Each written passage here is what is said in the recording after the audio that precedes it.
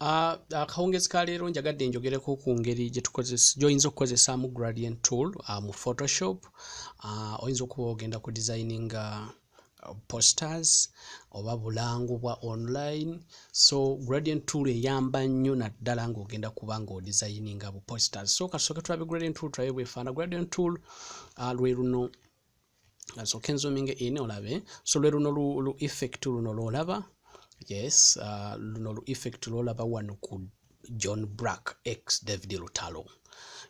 Tokutula. So luno lu effect luno lw'olaba luno oluli brushed ku bifaananyi. Luno lwa red lw'olengera luli brushed ne wano ku sat. Lwe tuyita lu gradient tool, lu gradient brush. So tugenda kulaba engeri gye tukozesa tool eyo okubrushinga ku bifaananyi byaffe.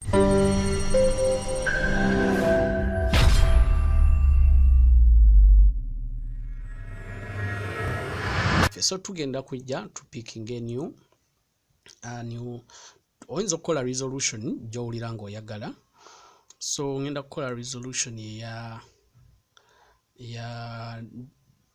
tugeze alwenda, ngenda kupikinga 900 width oba kankole width ya lukaaga,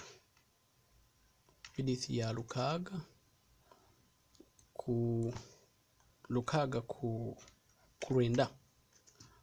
ku lwenda height. Nkozeseza pixels naye osobola n'okukozesa inch. Okay, osobola okukozesa inch, so okukozesa centimeters. So olw'ensonga nti ngenda kukozesa pixels, ngenda kubira ddala waggulu pixels because pixels bwe zinaabeera entono nnyinza okumaliriza nga graphics wange takoze eki, tavuddeemu bulungi. So ngenda kupikinga 12 width kankolese 720. 720 ejja kuba nene nnyo, but I think kankozese inches, nkole inchi 5 ku 8. Inch 5 ku 8 boza mu pixels ndowooza oziraba. Yes, so kankozese inch 5 ku 8. The resolution njireke ku 300 pixels per inch, which is fena. Ebisigadde byonna tobikwatako. Ntugenda kukola ka poster ka Oluyimba lwa Maria. Nkwagala audio out, nkwagala audio, then tugambe create. Nkwagala audio, tugambe create. Ndowooza olaba height erinnya ennyo. Yes, but it is fine. Tugenda kukwata ekifaananyi kya Maria, so nkidragingeko. Yes, nkiresizing nkakase nti kifitinzeko bulungi. Ngenda kukiresizinga nkakase nti kituddeko bulungi. Yes, okay. Yes, okay. So ngenda kukozesa lu gradient tool lwaffe. Jjukira nti tuyina kye tuyita color picker mu Photoshop. So ngenda kuddira layer eno nja unlocking because ngenda kugi rasterize the layer okubeera ng'esobola okuba brushable. Yes, nzije ku gradient. Olaba pickinga gradient by default pickinga color eri ku top kubanga zino colors ziri bit osobola switchingira wano background and then foreground colors. So gradient options aba brush options ziri wano, osobola full color, transparent, foreground transparent. So tugenda kuba tukozesa eno for this lesson, or lesson ya leero. So nzije mpickinge hot pink because this is wano color picker wekolera, ndowooza okirabye. Njagala kupickinga hot pink. Yes, okuva ku Maria ngoyo ngambe okay. Then oku brushing ko lu gradient kyangu nnyo. Ngenda clicking okuva wansi nga bwe brushing nga nzira waggulu mpola mpaka ngaawo.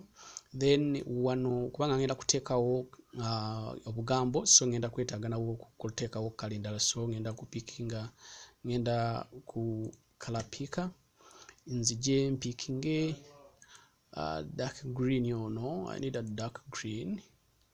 Yeah, netaga dark green. Netaga dark green ono. Then picking a gradient then nzije then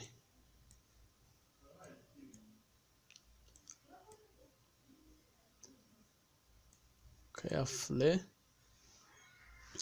then ntandika okuteekawo obugambo bwange. Ngenda genda ku text tool, typing ewo, ngenda ku zoominga in, typing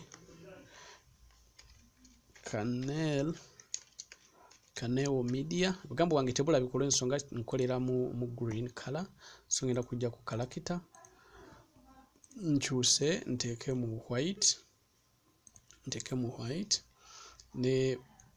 ne font size anjigaziyeemuko, so nka placing ewenjagala, nzoominge out ndabe nka placing ewenjagala, so ngenda kwongerako nga wano Kanel media. Then nzije ku shapes, nkube shape ya line shape, kubeera straight nkwata shift, kube line shape elaga nti eri, so tukole yellowish, tukole white,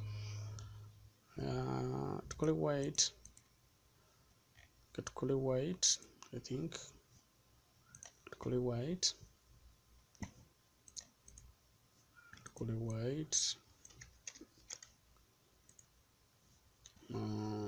shape path feather njagala mu white,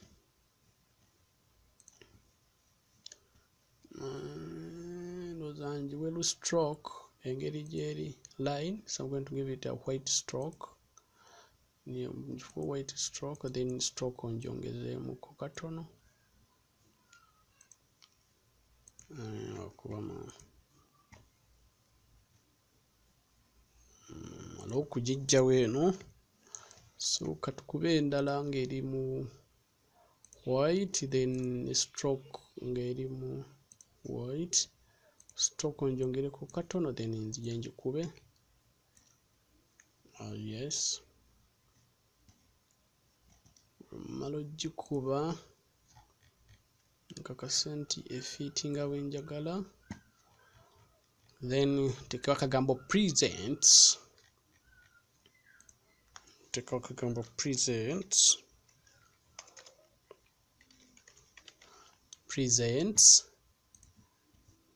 then present waffe nkakyuse kitwandiise font type, nonyeeyo wano font, tugeze eno ngikwate present ngenda kukakyusa color kamatchinge ne color ya wansi wano, so ngenda kujja ku color picker, then I pick this color, then tujje wano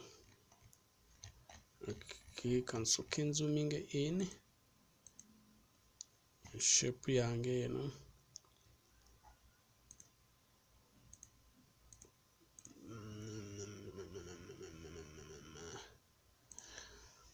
shape yange eno njongeremuko katono,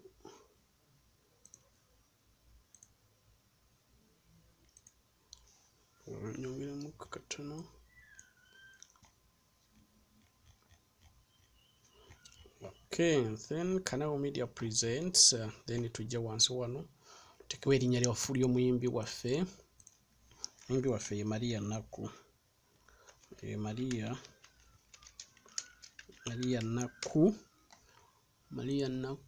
tukyuse orange, then erinnya lye tuliwe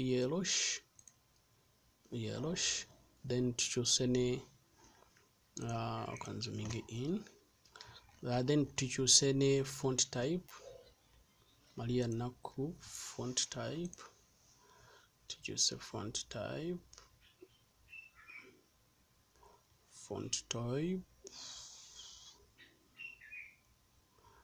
zino font ziyinza obutaba mu computer yo naye it's okay.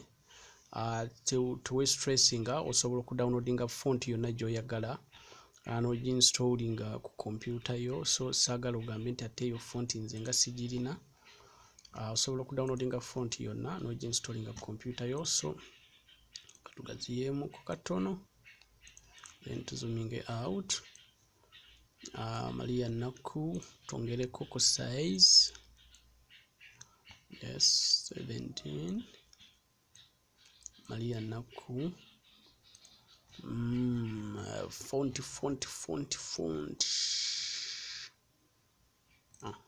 I'm choosing a font eno. So oluyimba lwa Maria Naku baluyita nkwagala. Tuddewo ne tupickinga type tool, baluyita nkwagala.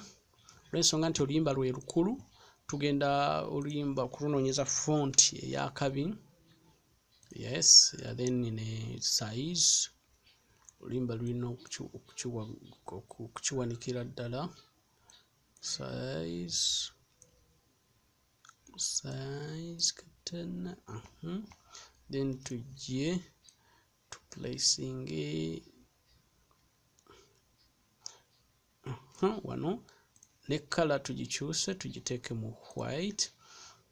Mano giteeka mu white, then color yaffe eno tugiwe shadow, yes, then ojja no double clickinga ku layer eyo n'ogiwa, tugenda giwa outer glow kyonna kyoyagala. We can say drop a shadow, dropping a shadow n'ojja ku oyinza okugamba njagala normal, then opacity ya shadow, then distance, spread, size. Okay, so katulabe distance, let our shadow lubeera awo bwe lutyo. Opacity ebeere wagguluko, then spread, okay, spread to spreading awo bwe tutyo gambe okay. Then tugaziyemuko katono mu Kanel media waffe no. Kanel media kubanga katono, yes, bwina kuba butono naddala bwe tunatuuka bwe naba nkuyigiriza graphics olina okukola designs buno nga butono, tebulina ku over pickinga over, yes 9. Yes, then tujje wano tulina kujja wano tuteekewo audio out. Okay, so tukozesezza color asatu, then tujje wano tuteekewo audio out. Tugenda kukuba shape, tugenda ku shapes, tukube wano